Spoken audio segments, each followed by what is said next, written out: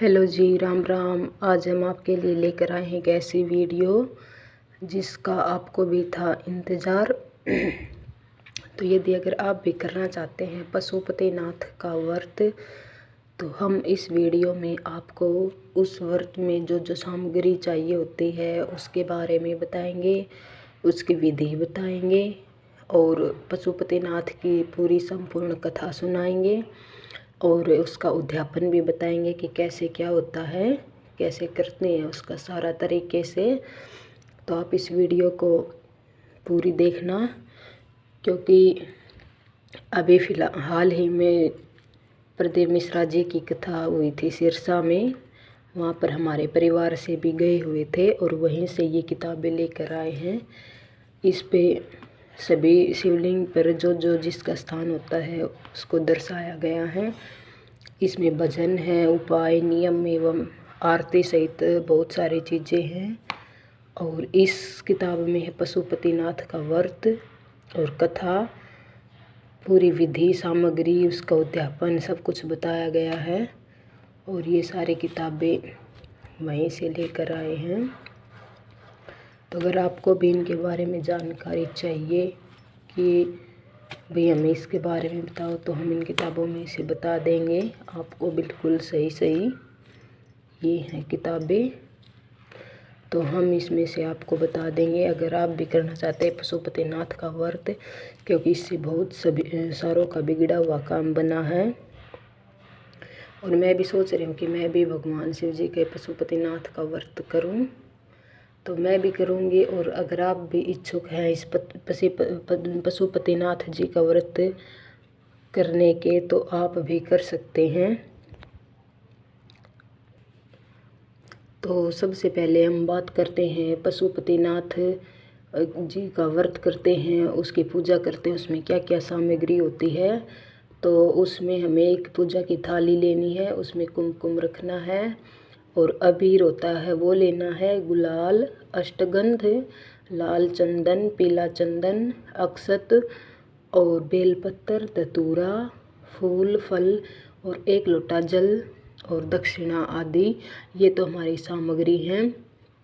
और पशुपतिनाथ जी का व्रत करने की विधि इस प्रकार है।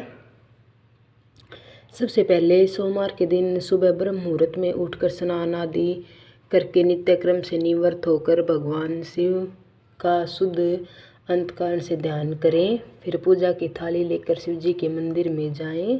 शिवलिंग के आसपास की सफाई कर आसन बिछाकर वहां पर कुछ देर बैठें।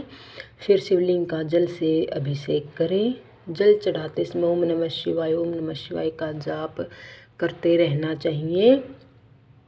तत्पश्चात पूजा की अन्य सामग्रियां जैसे शिव जी पर चढ़ाकर पूजा की थाली लेकर अपने घर को आ जाएं।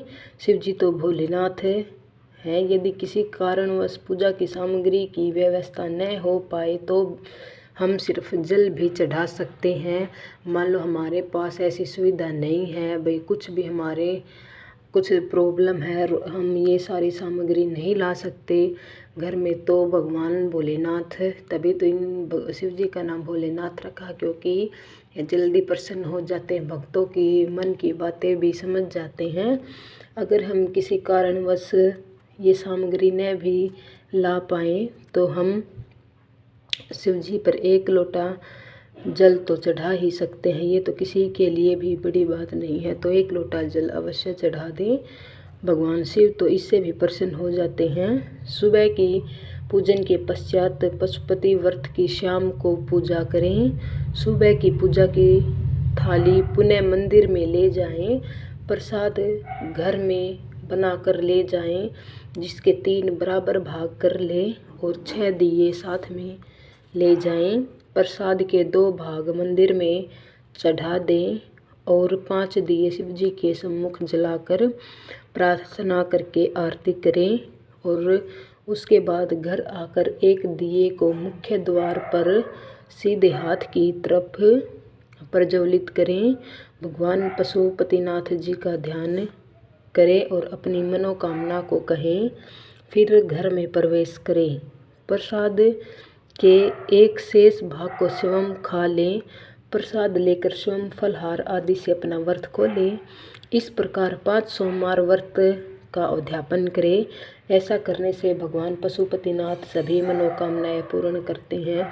देखो भाई, जो इसमें विधि बताई है ना, वो तो हम कर सकते हैं, और इसमें अगर हमें इतनी सारी सामग्रियाँ भी नहीं मिलती तो भी हम जल से जल चढ़ाकर भी इस व्रत को पूरा कर सकते हैं।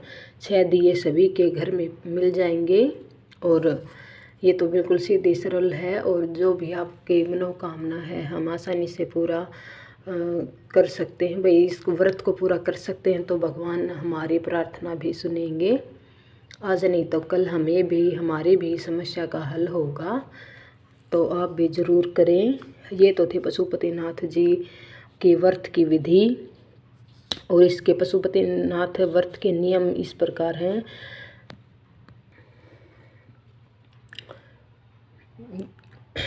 इस व्रत के नियम है, भगवान शिव को पंचानन भी कहा जाता है, इसलिए 5 दिए भगवान शिव के मंदिर में प्रज्वलित करते हुए अपनी मन की मनोकामना पूर्ति के लिए पशुपतिनाथ भगवान शंकर से इस प्रकार प्रार्थना करें कि आप मेरी पूजा स्वीकार करें। शास्त्रों में कहा गया है कि जिस मंदिर में पशुपत व्रत आरंभ किया जाता है और पशुपतिनाथ जी की पूजा आरंभ की जाती है, उसी मंदिर में 5 व्रत किए जाने चाहिए। किसी भी सूरत में मंदिर नहीं बदला जा सकता। यदि आपने एक बार ये शुरू कर दिए ये व्रत करना, तो 5 होने तक उसी मंदिर में आपको दिए जलाने होंगे और उसी मंदिर में जाना होगा। हम बार बार मंदिर नहीं बदल सकते। तो और अगर व्रत के बीच में आपको कहीं जाना पड़ जाता है तो वापस आकर उसी घर और उसी मंदिर में व्रत को आगे बढ़ाओ। इस व्रत को आप फलाहार या अन्न दोनों से ही रख सकते हैं, तथा यदि अधिक आवश्यकता हो तो खाने में नमक ले सकते हैं। और पशुपति व्रत 5 सोमवार तक किया जाता है, फिर भी अपनी श्रद्धानुसार कितने भी सोमवार को किया जा सकता है।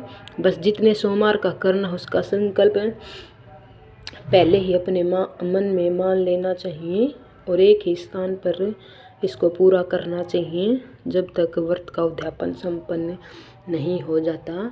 तो ये थे इसके पशुपतिनाथ व्रत करने के नियम। अगली वीडियो में हम आपको बताएंगे इस व्रत की कथा, जो कि बहुत ही लंबी कथा है। अगर आपको भी सुननी है ये कथा तो हमारे चैनल को सब्सक्राइब करें, क्योंकि हम जब ये कथा वाली वीडियो डालेंगे तो सबसे पहले आप तक पहुंच जाए, और आप भी कर सकते हैं पशुपतिनाथ जी का व्रत, जिसमें बहुत ताकत है। तो एक बार आप भी ज़रूर करके देखें, और सभी बोले श्री शिवाय नमस्तुभ्यम, श्री शिवाय नमस्तुभ्यम, श्री शिवाय नमस्तुभ्यम।